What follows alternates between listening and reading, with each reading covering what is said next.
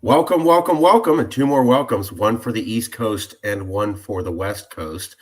Part of our continuing series where we talk to reporters, writers, anybody on the left, activists, philosophers, anybody on the right, as long as we can provide their perspective to you, unfettered and unedited, so that you could do this thing that was popular back when I was in high school called thinking for yourself.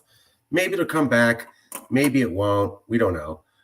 With us today, it is our privilege to have Professor Robert G. Boatright. He's a professor of political science at Clark University. Give me 1 second, just check something. Okay, we're doing great. I met him through an interview with Professor William D. Schreckheis. Professor Boatright is a professor of political science at Clark University in Worcester, Massachusetts. He teaches courses on American political behavior, political parties, campaigns and elections, interest groups, political participation, and political theory. He started chairing the department in 2022. His primary field of research is campaign finance, but he's also written on other subjects, including congressional politics and elections, redistricting, and various aspects of jury service. He's published 3 books on congressional primaries, and in 2011, he published a book analyzing the effect of campaign finance reform laws on U.S. and Canadian interest groups. He's also recently completed an edited volume comparing recent changes in campaign finance laws in Western democracies. And he also worked on a book with his Clark colleague Valerie Sperling on how the gender themes of the Trump and Clinton campaigns influenced House and Senate races of 2016. He's also working on a history of changes in primary election laws during the mid-20th century. So very well versed. He's also taught at Clark since 2005. Before that, he was at Swarthmore College. He worked as a research fellow at the Campaign Finance Institute as an American Nation Congressional Fellow and a research associate at the American I've never seen that word before. Judicature Society. That's awesome. Grew up in Cleveland, Ohio. Received a BA from Carleton College, PhD from the University of Chicago. Currently a chair of political science there at Clark University. Also was an associate professor, and he teaches in political parties, interest groups, political participation, and political theory. Also worked at the National Institute for Civil Discourse, University of Arizona. As a research director. The Campaign Finance Institute, where he's a research fellow, Swarthmore College, where he's an assistant professor of political science, the American Political Science Association Congressional Fellow in Washington, D.C. from 1999 to 2000, and the American Judicature Society. We already went over some of the education. Some of the publications include Trumping Politics as Usual, A Crisis of Civility, Political Discourse and Its Discontents, Handbook of Primary Elections, The Deregulatory Moment, Congressional Primary Elections, Getting Primaried, The Changing Politics of Congressional Primary Elections, Interest Groups, Campaign Finance. So a lot of experience in political polarization, politics, the aspects of it. These are some of the classes that the professor teaches: Introduction to Politics, Public Opinion in American Politics, Roots of Political Theory, American Political Thought and Behavior, Political Discourse on Today's College Campus. That sounds fascinating. Political Theorists, Campaigns and Elections, Modern and Postmodern Political Theory, and Legislative Redistricting, the Geography of Politics. Professor, before we go any further, did I say anything wrong? Is there something we need to correct up front? Let's see, I should probably update the bio that's there. So I have a book coming out in April called Reform and Retrenchment. It's the book you mentioned, the history of primary election reforms over the course of the 20th century. So that'll be out in a couple months. Most importantly, the city I'm in is called Worcester. Everybody mispronounces it, but thank you. Everybody who's not from here mispronounces it. So. I'm sorry. 1 second. And Reform and Retrenchment by Robert G. Boatright is your new book coming out? Yeah. Okay, let me pull up a screenshot of that real quick. Here we go. 1 second. Oh, sorry. Never mind. Hold on. This is going to work out. All right. There's a method to the madness here. Okay.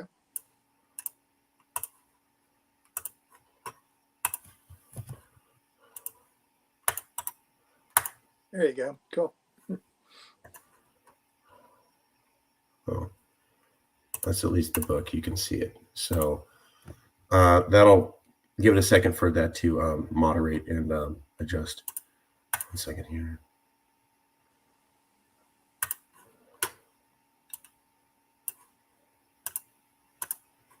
Okay.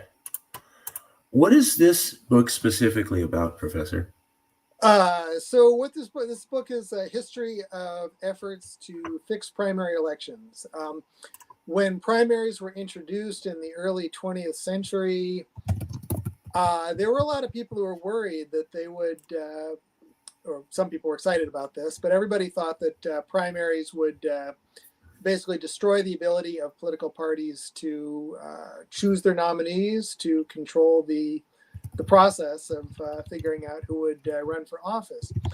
In fact, that didn't really happen. Over the course of much of the 20th century, political parties developed all sorts of means of controlling primaries, and most of the efforts that people made to reform primaries didn't really change them fundamentally. So it's a history of all of the various efforts to change primary election laws over the course of the 20th century.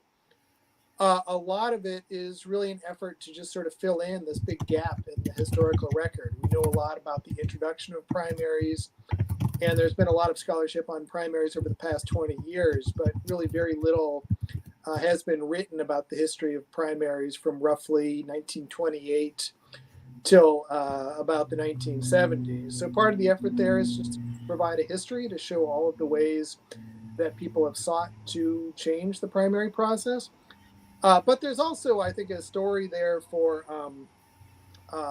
contemporary reformers. We're at a moment where a lot of Americans are really unhappy with the process of choosing nominees. And I'm talking here not so much about presidential nominees, but folks running for Congress, Senate, and so on. And there have been a lot of proposals to change how primaries work. So part of what I'm doing here is to try to, direct people's attention towards reforms that might actually make a difference and away from arguments about opening up primaries or doing other sorts of things that have been tried throughout history and haven't ultimately made that much difference. I'm sorry, Professor. I read newspapers and television articles, and they tell me primaries are the source of all of our problems of political polarization. They force extremists into the process. And if we simply just got rid of primaries and had open primaries, everything would work perfectly.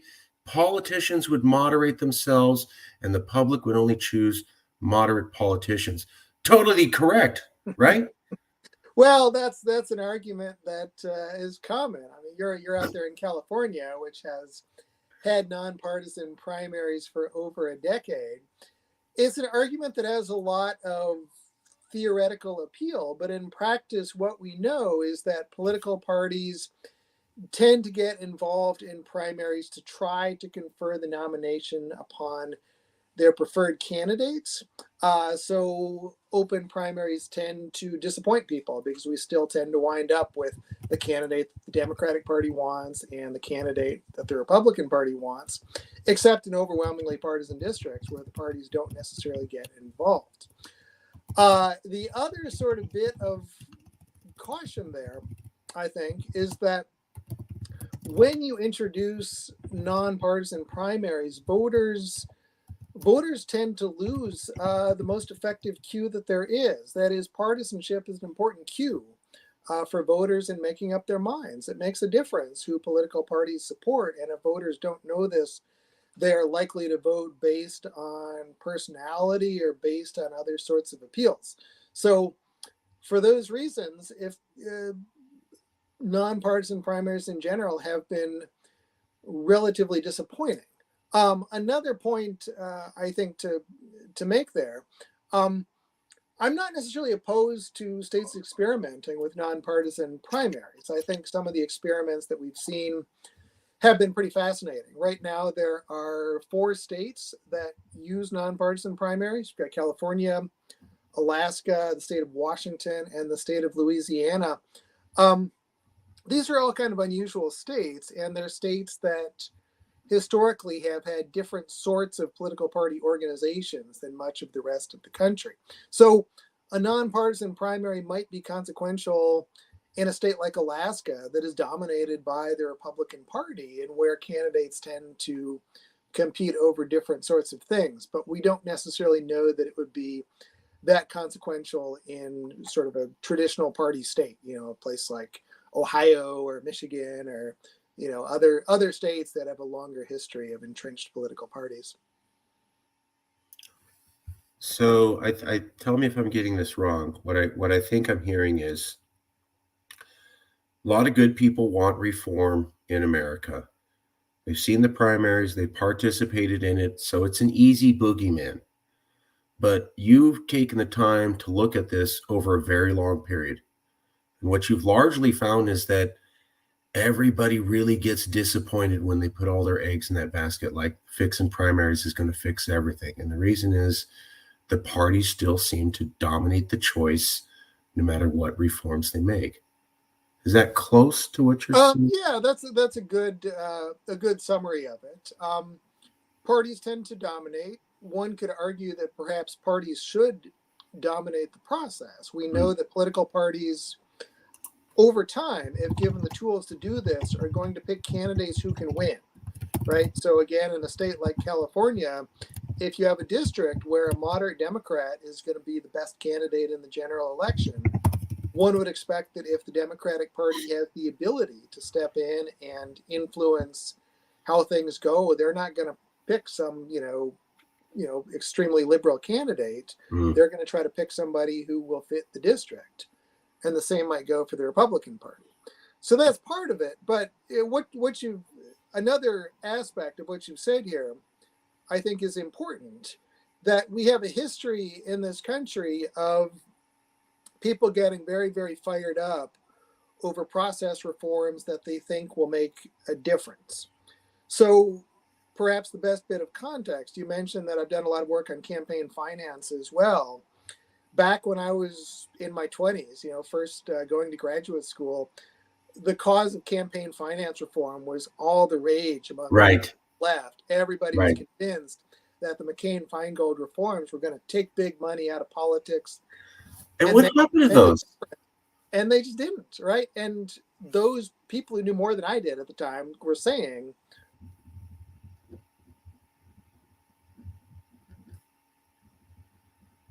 give it 1 second. He'll be right back.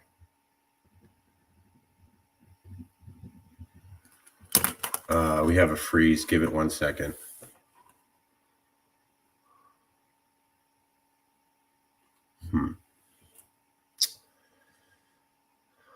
Okay, you're back.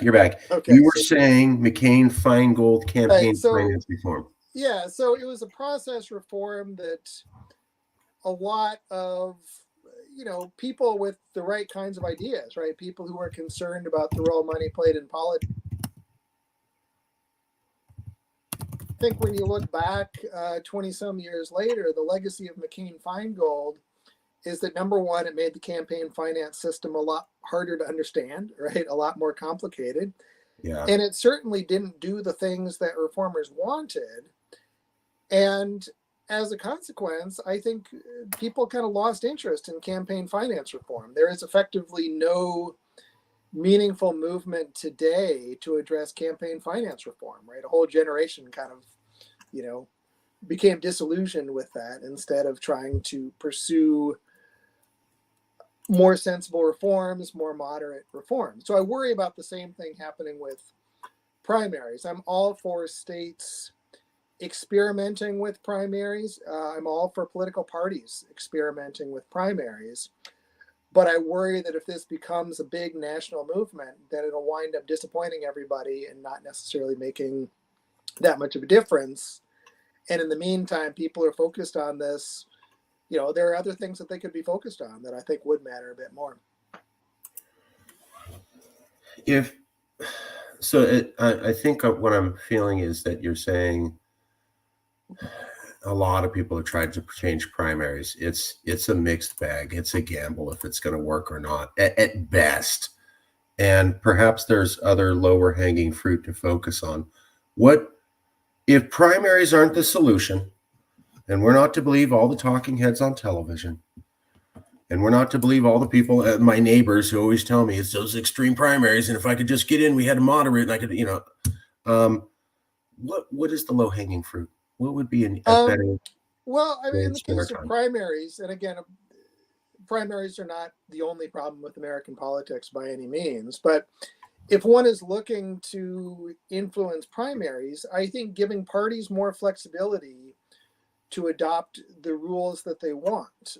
So, for instance, the Virginia Republican Party back in the last gubernatorial election had a problem. They had a candidate who was kind of from the Trump wing of the party, who was certain to be a loser in a statewide primary. And so they decided that they wanted to use ranked choice voting in the Republican primary. And primaries in Virginia are kind of weird in a lot of ways, but they adopted ranked choice voting for that primary. They wound up choosing somebody who is going to be much more competitive in the general election, the guy who eventually won, Glenn Youngkin. And they were able to do that because Virginia law allows political parties to make their own rules about how primaries are going to go. So this is one way to think about it. We know that political parties have, when they have the option to do this, have strategically primaries, adopted open primaries, done other sorts of things depending on their electoral context. So one way to think about this is that if parties have more power, there may be some states where the political parties are kind of extreme, but for the most part, parties will use their power to choose candidates who are likely to win. So that's one way to think about it. Another reform that I think has a lot of potential is to try to push states in whatever way we can to consolidate their primaries on a small number of dates. We know that countries that have one primary date, France, for instance, an example of this, have very high turnout compared to the United States. The US has primaries spread all through the calendar year. And as a consequence, primary turnout varies dramatically depending on what's on the ballot, depending on what time of year it is. So if our goal is to get more people involved in primaries, working to try to get all the US states to have their primaries on the same day or on a small number of days would bring in a lot of people who are perhaps a little bit peripheral to the process.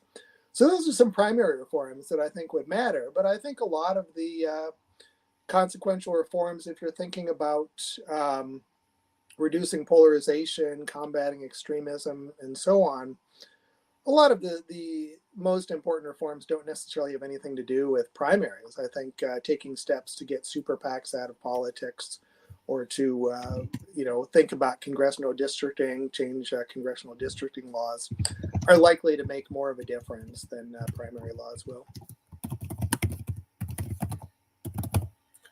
So removing PACs and changing redistricting could have a greater impact on the landscape of democracy and the people who are getting elected than dealing with primaries, is what you're finding?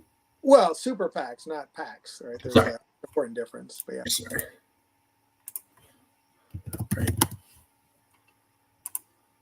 What is the difference between a normal PAC and a super PAC, and why is super PACs much more dangerous? So regular PACs, political action committees, were a consequence of campaign finance reform laws of the early 1970s. A political action committee is formed principally to give money to candidates. And a PAC by law can give up to $5,000 per election cycle to any candidate. So there's a value to that. The value is that if you give money to a candidate, the candidate may not know who you are. Your contribution does not necessarily convey any particular information.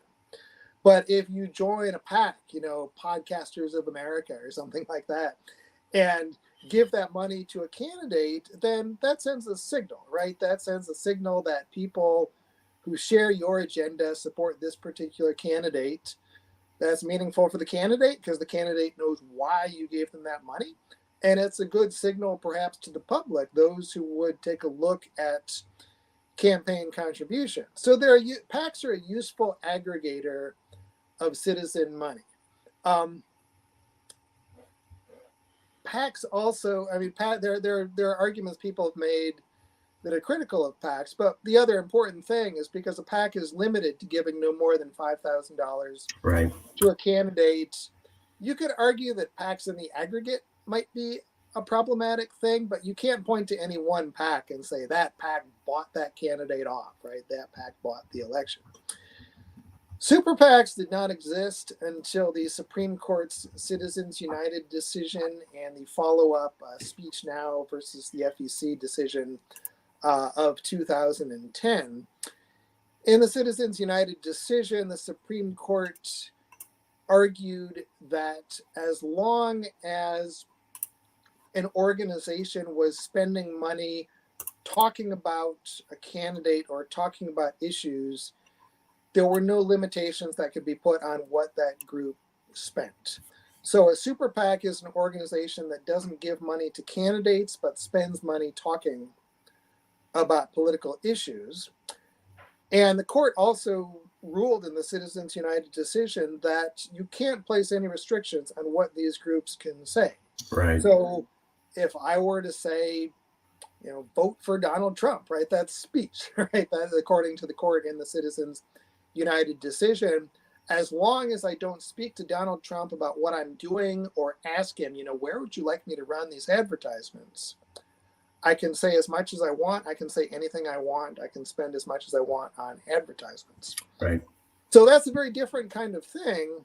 And over the past decade, what it means is that, it means two things. It means, first of all, that candidates and political parties have, in effect, these parallel campaign organizations. If you look at the Ron DeSantis campaign, for instance, there is a super PAC that supports Ron DeSantis. They don't speak to him about stuff, but they hold events. DeSantis happens to show up, right? They do other things that look an awful lot like coordination, but technically are not. So that's one problem. But to get to the polarization story, all this sort of stuff, political parties are going to spend their money responsibly, right? The goal of the Republican Party is to elect Republicans. But a super PAC can have all sorts of other kinds of goals. So many of the more consequential super PACs have been organizations that are funded by a rich guy with an agenda, right? And that person may not care about maximizing the number of Republicans who win or choosing Republicans who can win in competitive districts. They may want to get their ideas out there to support candidates who they just think are right, regardless of whether they are the best candidates for those districts. So super PACs over the past decade, I think, have played a substantial role in causing political polarization because they've backed people who are kind of weird, to be honest, right? They have spent lots of money supporting candidates who are not necessarily winners, but sort of flooding the political market with money. Super PACs are not accountable, right? If you're unhappy with what Republicans are talking about or Democrats are talking about, you can make your voting choices accordingly, but you can't vote against a super PAC, right? They're not the organizations that are doing this. And I think they've also intimidated a lot of candidates, right? Anybody who is running for office today runs with the possibility that some wealthy individual who just doesn't like them could choose to spend millions of dollars against them. So they've, I think, chilled the ability of politicians to try to represent people because of this concern. So the unlimited amount of influence of money has really kind of hurt democracy, it seems. Yeah, that's a good argument. Yeah. According to Wikipedia, I know Wikipedia, but they're saying, like basically what you said, the Supreme Court did the Citizens United versus Federal Election Commission, and they struck down parts of the McCain-Feingold Act, so that basically neutered the ability to have real campaign, finance reform. And I don't know where we go after the Supreme Court strikes it down. You'd have to have a constitutional amendment, right, to undo that? Um, to undo the Citizens United decision, yes. This is a long-term project that would require either a constitutional amendment, which is very difficult, or would require a change in the court. There are a lot of other efforts Sure. people have explored. For instance, the public doesn't know very much about who funds super PACs. Um, Many states have taken steps to try to clarify this. Here in Massachusetts, for instance, any super PAC advertising in a state election is required at the end of that advertisement to tell you who the three largest donors to that super PAC are. Okay. My guess would be California probably has similar laws. So it's not going to solve the problem, but it means that if some wealthy individual wants to fund a super PAC, at the end of that ad, you know, they have to say, this is me, I'm the one. Identify themselves. Yeah. So I think that informs the public, and it can also I think, deter some people from spending this kind of money, right? If you have a very public facing business, maybe you don't necessarily want to be directly associated with this sort of communication.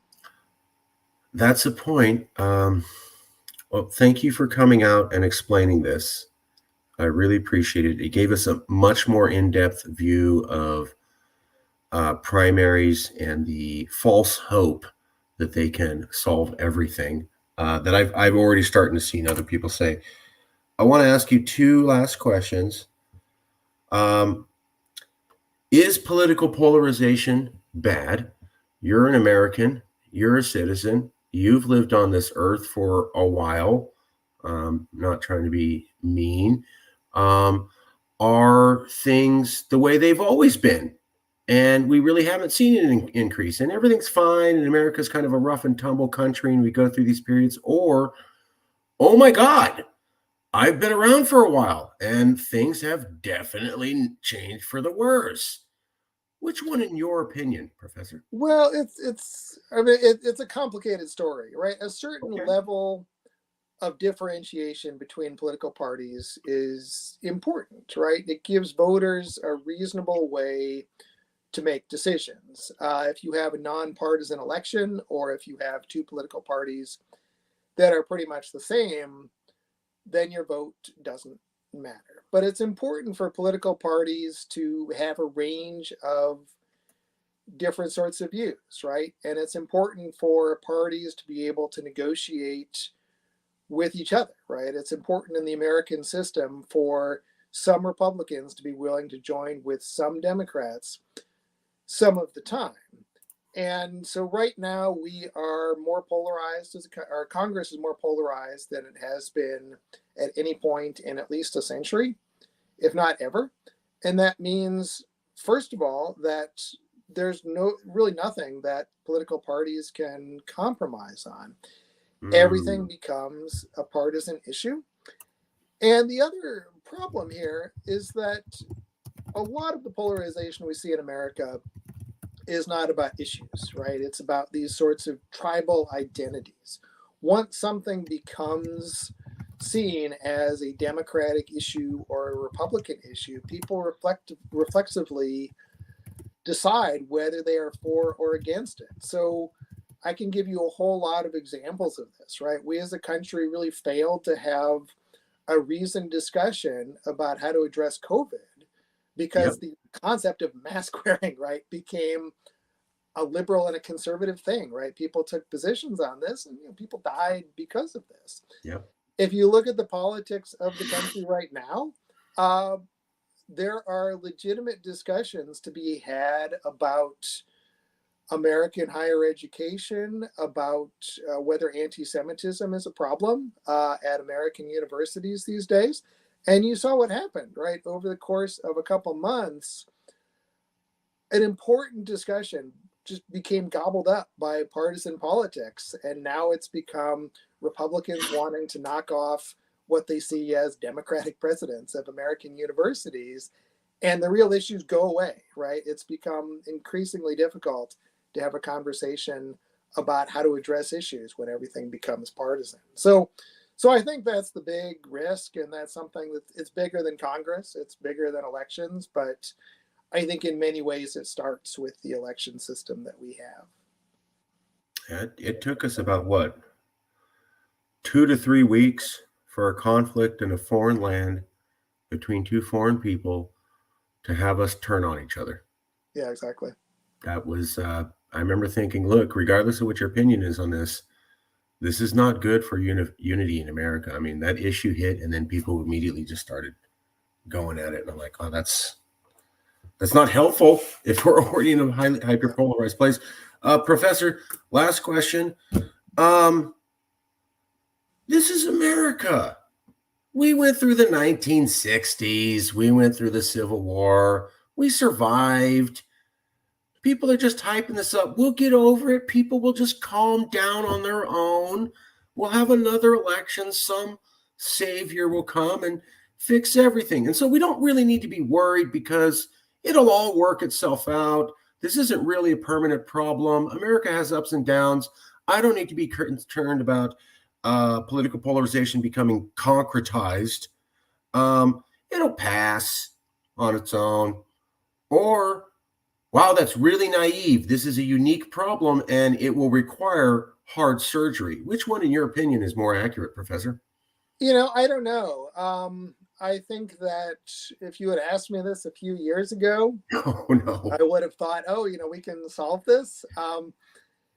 There are many people who point to the politics of the 1890s, the early 20th century, and say there was a moment when America was very polarized, when America was very unequal.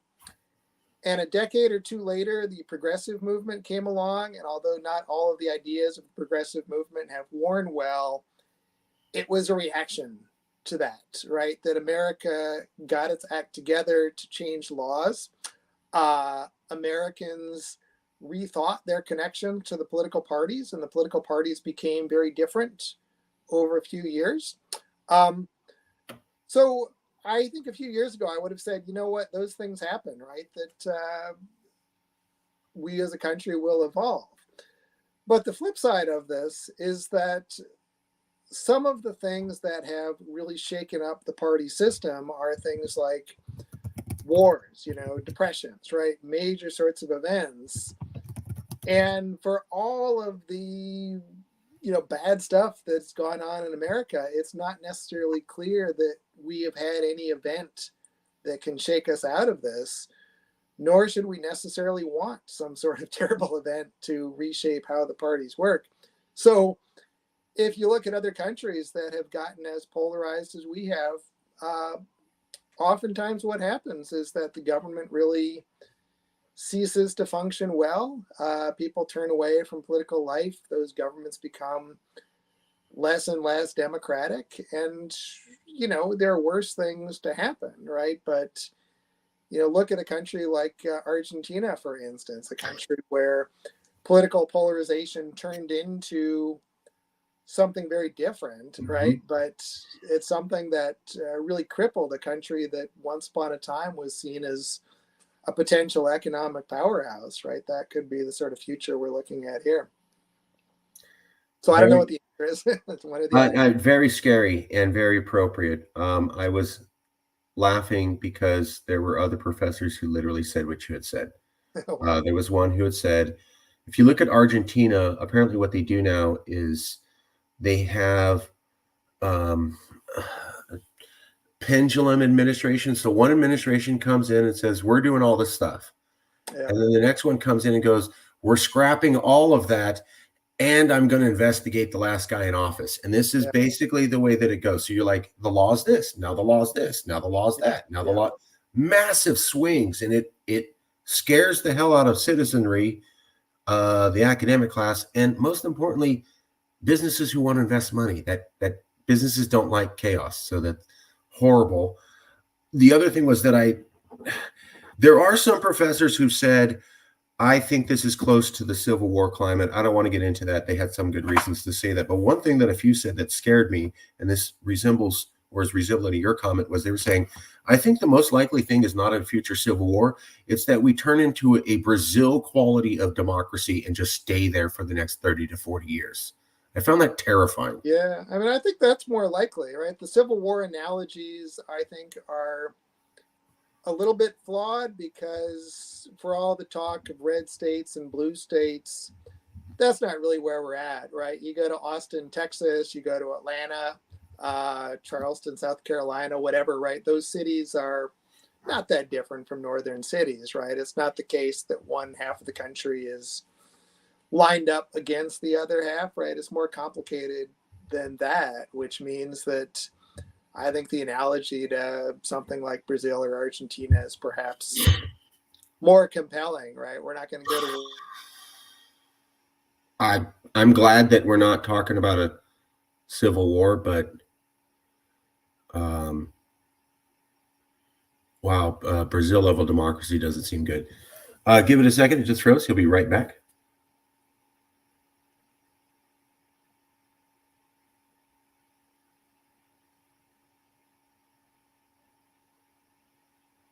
Let's give it a minute. Sorry, there it is. There we go. We're back. So the theory that we could end up like a Brazil quality democracy, you feel is a lot more realistic than people who posit that we could go back to some sort of civil war level of animosity. I think so. I mean, I really don't know. Like probably most of the people you talk to, right? I got out of the business of making predictions several years ago. Fair.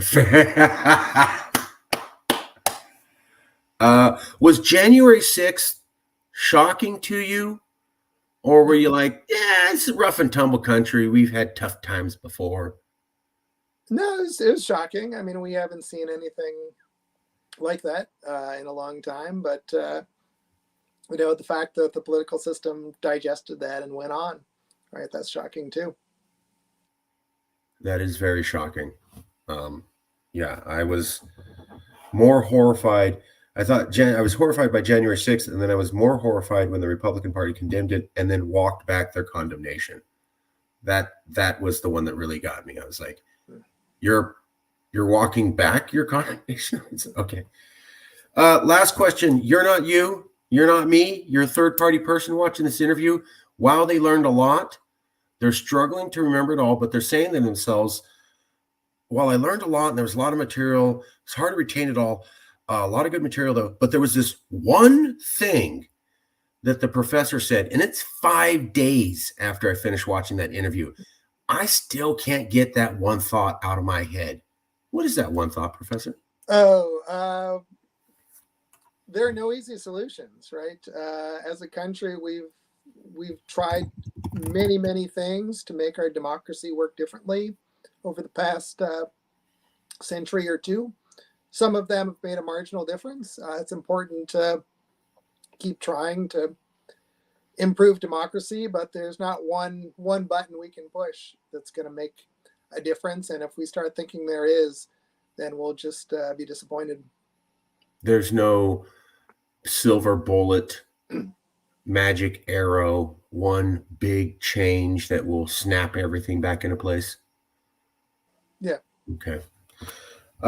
We'll leave it there. You don't have to answer, but we always ask. I'm going to send you a copy of the video in a little bit. If there's anybody you can think of who might be willing to be part of an honest conversation on political polarization, we would love any recommendations. You don't have to. We just always ask and try to keep it going. Okay. I'll send you a copy of the video soon, and we'll go from there. And I want to say thank you for your time. All right. Thank you. I really appreciate it. I'll email you soon. Thank you, Professor. Thanks. Bye-bye.